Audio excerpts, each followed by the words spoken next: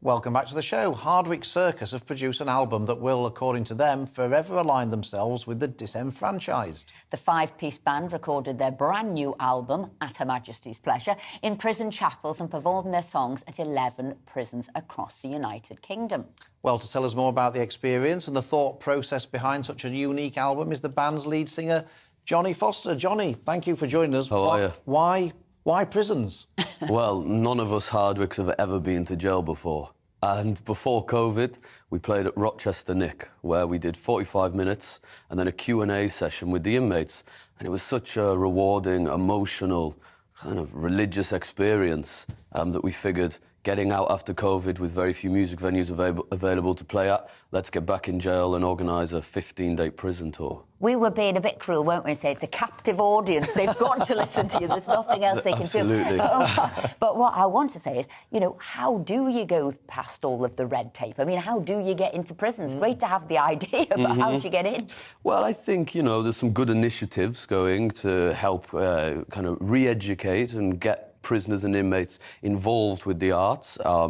There's some great people, Debbie Leachy and Whittle at the prisons. Rory Stewart put a word in. He was very... He helped direct us a little. And so did James... Was that recently?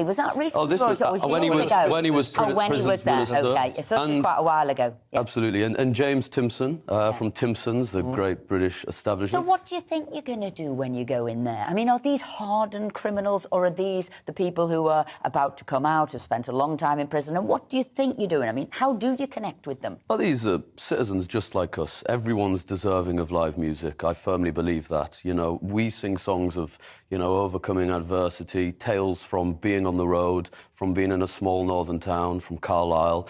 And when you sing these songs in the prison walls, they resonate. The words take on a new meaning. The music has a certain effect.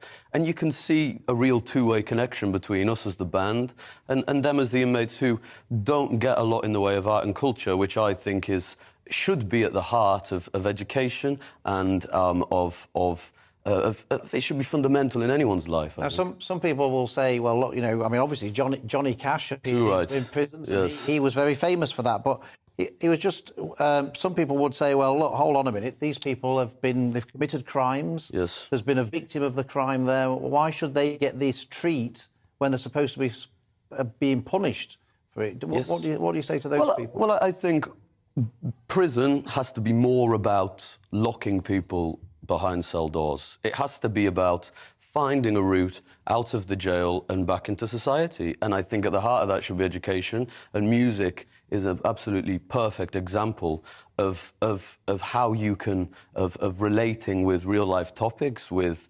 developing new talents, with writing poetry, writing songs. It's all very useful, and I think it makes us on the outside world better people, and it can make people on the inside much better. Has that convinced you?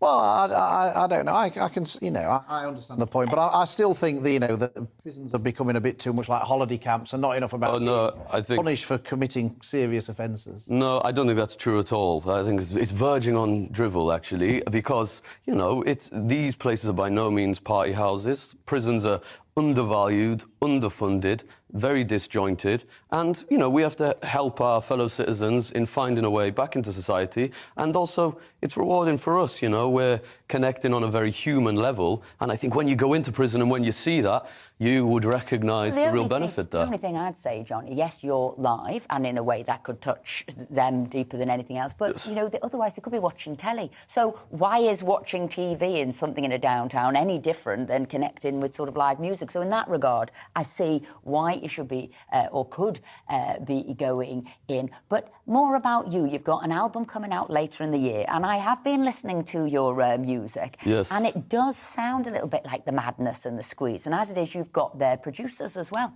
We are. Well, we're playing with Madness in Jubilation in Brockwell Park on Thursday. Very exciting. Their producer, Alan Winstanley, has recorded our new single with Chris Difford from Squeeze, which is released next Thursday, Friday the 3rd of June. So it's all very exciting. And as of yesterday, the Prison album was released, At Her Majesty's Pleasure. Yeah. So people can stream that on Spotify, Apple Music, and they can buy a physical version of it on CD on our website. And another way round, have they inspired you? Have any songs come from the work you've done in prison? Absolutely. I mean, when we play in prison, not only are we playing, we invite the inmates on stage. So right. We'll leave it there. We'll leave that image in our head. Jonny Foster, lead singer. Thank you very much of Hardwick Castle. Very good. Thank you. Good luck to me.